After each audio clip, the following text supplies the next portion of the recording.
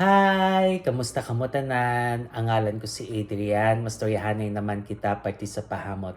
Ini nga pahamot nga luya ko istorya sa inyo subong tawag siya Santos de Cartier for Men.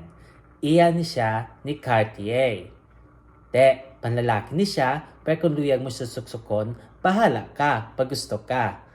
Kag, ano ni siya kung simutan. Bali presko, nga makahang, kag kakomplikado sing iya timpla, kay kadamo-damo sing iya nga mga nota. Angay siya sa tugnaw nga panahon, ang temperatura nga para sa iya is between 50 to 70 degrees Fahrenheit o kung 10 to 21 degrees Celsius. Te, ano ang iya nga mga nota? For the top, we have lavender, juniper berries, basil, lemon verbena, bergamot, galbanum, kag neroli.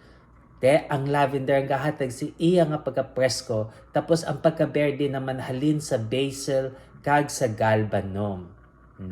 No?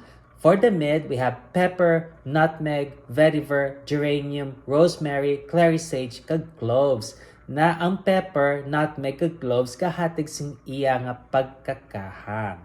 Kag for the base, we have sandalwood, amber, coconut, patchouli, vanilla, kag cedar. Na amo nang iya pagkakahoy nga hamot halin sa sandalwood kag sa cedar. Te, kabay pa nga namian kamo sini nga pahamot, kag kung may iban pa kamo nga mapahamot nga luyag istorya sa akon, ibilin lang sa comment section. Sa dasan naman, bye-bye!